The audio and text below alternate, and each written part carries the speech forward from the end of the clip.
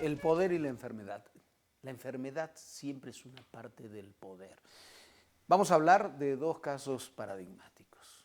Uno de ellos, el presidente más popular que ha habido en la historia, que hay todavía hasta el día de hoy en la historia de los Estados Unidos, John Fitzgerald Kennedy. En este libro, David Owen dice que la mayoría de los americanos, cuando eligieron a Kennedy, 1960, 59 fue la elección, no tenían ni idea de que fuera otra cosa que lo que parecía. Un joven saludable y candidato a la presidencia.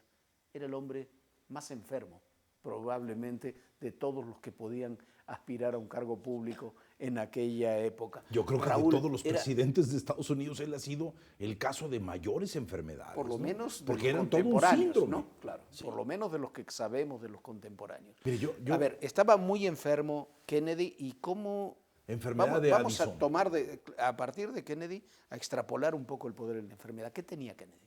Enfermedad de Addison, un problema de las suprarrenales. Y ese problema de las suprarrenales le pegaba de una manera provocándole crisis depresivas, excesos de cansancio, insomnio, cambios de temperamento, indecisiones, melancolía, depresiones. O sea, esta imagen del presidente Kennedy caminando por los jardines de la Casa Blanca llorando y su hermano llegando a rescatarlo y volverlo a meter. Pero aparte no solamente tenía enfermedad de Addison, tenía una osteoporosis brutal provocado por el accidente en la lancha torpedera, ¿se acuerda? Sí, claro, que es condecorado por eso. Y exacto, se convierte en un héroe. Claro. O sea, ese es el punto. Escribe un libro, ¿no? Perfiles sí, de coraje. Y ahora se acuerda de todas esas fotos de la mecedora donde él se sienta pensando, ¿sí? Es que no soportaba la columna vertebral de los dolores que tenía. Pero, después, antes en el 53, es metido una intervención de estómago y cae en coma 3 días, un poco después de casarse, creo, con la señora Jacqueline Bouvier, ¿sí? O sea, era un hombre joven, guapo, atleta, distinguido, un hombre al cual, pues, las mujeres verdaderamente idolatraban. En un mundo de líderes ancianos, los ancianos estaban como robles y este hombre, que era el americano, estaba para llorar. Maestro, él no creo que hubiera podido llegar a la reelección. Quizás a la reelección, pero quizás le hubiera costado mucho terminar su periodo, ¿no? Porque realmente estaba enfermo. A la reelección le faltaba un año, pero los otros 4 años hubieran sido físicamente para él muy difíciles si no es asesinado ahí el 22 de noviembre en Dallas. Es interesantísimo porque además tú decías, las mujeres se le arrojaban. Es famoso Kennedy por la enorme cantidad de affairs, relaciones con amigas, prostitutas, con todo lo que se pudiera. Y lo que dicen todas las mujeres, las que han brindado testimonio sobre el tema, es que duraba 2, 3 minutos, vámonos. Al mejor estilo de los conejos. Claro, ¿no? O sea, eran relaciones conejiles, maestro. De un hombre que, por otra parte, estaba muy enfermo. Sí, fíjese que yo quiero decir algo antes. Es algo que me llama mucho la atención, la manera en que te puede minar la enorme responsabilidad. La trayectoria hacia llegar al poder te mina de una manera, son desvelos, son pocas comidas, son preocupaciones, son angustias, no disfrutar de la familia, sentirte aislado, sentirte solo. Yo solamente recuerdo un caso tan fregado como Kennedy. En otro siglo, en otra época, el último de los descendientes de los Habsburgo, Carlos II, que hay una pintura maravillosa que está en el Prado, que creo que ahorita anda de gira aquí en México, en el Munal.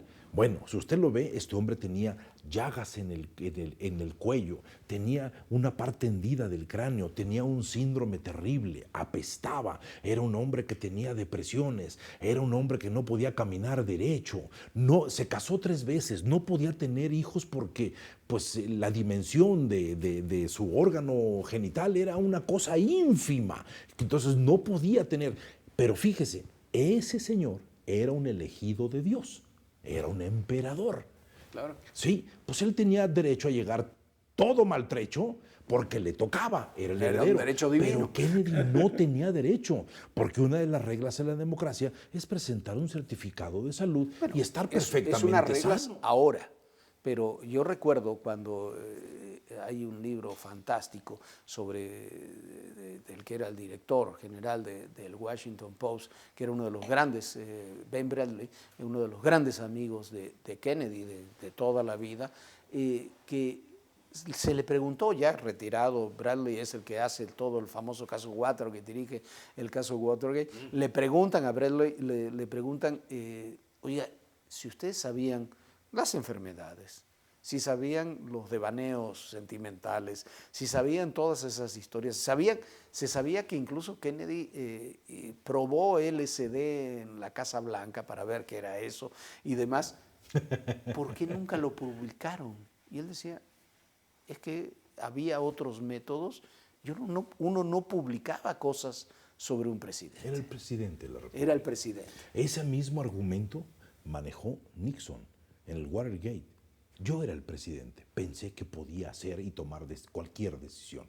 O sea, la conciencia del límite se rompió, pero psicológicamente el heredero de Joe Kennedy, el padre, era el mayor. Era el hijo mayor que era murió su en la Segunda gloria, Guerra Mundial. era del cual él estaba enamorado. Él no creía en John Kennedy. Y a John Kennedy lo fueron creando poco a poco. Ahora, ¿por qué LSD? ¿Por qué marihuana? Porque entra un personaje muy peculiar, un famoso doctor que no recuerdo el nombre, pero se le conocía por el doctor Happy. Y este doctor Happy le metía unos cócteles donde entraban, anfetaminas. como decían aquí como en México, anfetaminas, las anfetaminas, claro, y los asteroides, como decía una señora muy famosa, ¿sí? Y entonces el señor le metían una gran cantidad de cosas, le provocaban el impulso sexual, por la gran cantidad de cosas, ¿sí? E inclusive se atreve un día a ponerle un poco de este cóctel a la esposa del presidente que tenía cierta tendencia a la depresión. Y el que lo acaba corriendo casi a patadas es el hermano, Robert Kennedy, que fue como un faro, como un monolito atrás del hermano mayor, cuidándolo, protegiéndolo y haciéndole entender lo que tenía que hacer. Hay una película al margen que es muy buena, la de 13 días, es la de la crisis de los misiles, pero ahí se ve muy bien, claro, está un poco mitificada toda la historia y demás, como debe ser, pero se ve muy bien el papel, si alguien quiere ver el papel de Robert Kennedy frente a John Kennedy, a Jack Kennedy, es precisamente esa película. Ahí se ve muy bien el papel de sostén que tiene Robert Kennedy sobre esto. Pero oye, pero no, después regresamos a Kennedy, pero en nosotros no fue tan lejano todo esto. El presidente más popular contemporáneo de Kennedy, que ha tenido México luego de Lázaro Cárdenas, es el señor López Mateos. El señor López Mateos estaba tan enfermo como Kennedy. Sí, él lo escondían en un cuarto totalmente oscuro, decían que era migraña. No, eran aneurismas que le provocaban unos dolores terribles de cabeza. Estaba muy minado en su salud. El que gobernaba prácticamente era el secretario de Gobernación, que era este señor llamado Díaz Ordaz, y un secretario particular Romero, que decían que era tremendo. Romero. Sí, que creo que ni era mexicano. Su secretario de origen guatemalteco, pero ese era el que realmente ese es su nombre, que era el que tomaba en Los Pinos tomaba las decisiones. En Los Pinos las decisiones, y Díaz Ordaz. Porque a López Mateos se le llamó López Paseos, porque decían que todo el tiempo estaba de gira. Ahora, ese hombre, ¿de qué tenía fama? De seductor. Igual que Kennedy, un hombre, o sea, que el hecho, la ansiedad lo llevaba a eso. Era un hombre que se decía que había un túnel que lo conectaba con la casa de María Félix. Hablando de túneles, más que es una tradición en este país, ¿sí? Pero pues al fin de cuentas muchos eran mitos. Aquí en México se juntan John Kennedy y Adolfo López Mateos. Los dos igual de minados, igual de populares, igual de bien aceptados por la población. Y por supuesto, los dos con la colaboración de medios de prensa, de conocidos, porque durante la presidencia de López Mateos, jamás se publicó las dolencias de López Mateos tampoco. Ahora, como no se publicaron, hay que decirlo, en Estados Unidos, las dolencias de Kennedy, ni los devaneos de Kennedy, para nada, porque eran conocidos por toda la fuente. Fíjese, este libro sale mucho tiempo después y es de los primeros documentos que habla sobre la enfermedad de Kennedy, los problemas depresivos de Lyndon B. Johnson, que ese era un gran político, que era el vicepresidente puesto ahí por el padre de Kennedy, que se los impuso a los hermanos por algún negocio o La arreglo que negociación que hicieron tuvieron John Kennedy y Lyndon B. Johnson. Necesitaban un tejano. Lo que le pasaba Claro. a De Gaulle, que también era un hombre enfermo,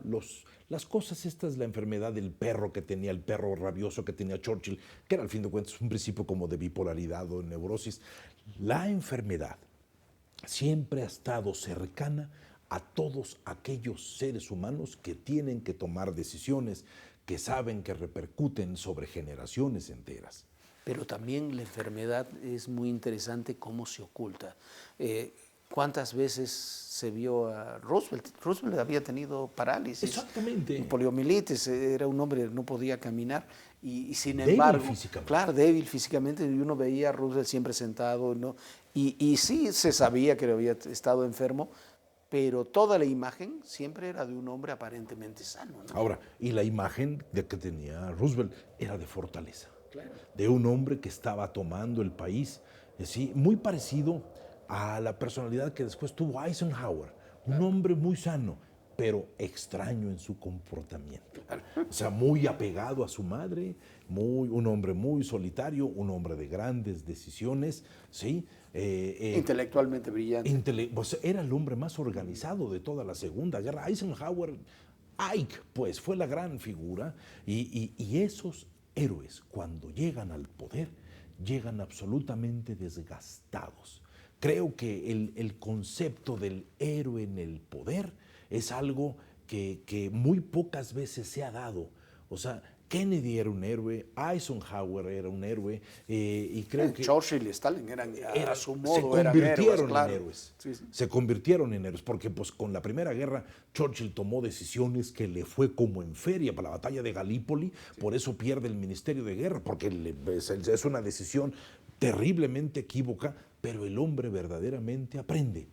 El grave problema del poder es siempre sentir que tú, al quedarte aislado, no dependes más que de ti mismo. Y cuando uno está encerrado en uno mismo, uno no hace más que escuchar cualquier síntoma. Se vuelve uno testigo de uno mismo. Y como decía el gran filósofo Schopenhauer, pues la salud no es más que el silencio de los órganos. Cuando un órgano habla, es que ya hay un problemón. Tiene relación, platicábamos también en otra oportunidad la semana pasada, de la soledad. La soledad del poder y la enfermedad, el escucharse, como tú dices, a uno mismo y escuchar sus órganos y escuchar su enfermedad, también es un reflejo de la soledad. El poder es una de las actividades, uno de los instrumentos que te llevan a estar siempre solo. Fíjese, maestro, creo que el problema del poder, como Shakespeare bien lo plantea, es que nunca permite el término medio. Nunca. Tú no puedes estar a la mitad. Pero alguna vez hablamos, usted y yo, de que el poder solamente se podía mostrar escenificándolo, personificándolo. El gran sentido de la personalidad casi teatral que necesita tener un gran político para exacerbar a las multitudes, que necesita un profesor para cambiar un alumno, que necesita alguien que se dedica a arrastrar a personas a que tomen verdaderamente riesgos. Ese sentido de la personificación y de la escenificación tienen que hacerse con un desgaste terrible de energía. Y la energía es el manantial de la salud. La energía es donde verdaderamente está la creatividad, está la creación de posibilidades, está el sentido y el manejo de las ideas. Toda idea que transforme algún movimiento debe convertirse en energía. Lo dice Schiller hace 200 años. Y esa energía mina cualquier cuerpo si no está bien controlada en ese proceso que usted sabiamente dice. Es casi una ley de la física.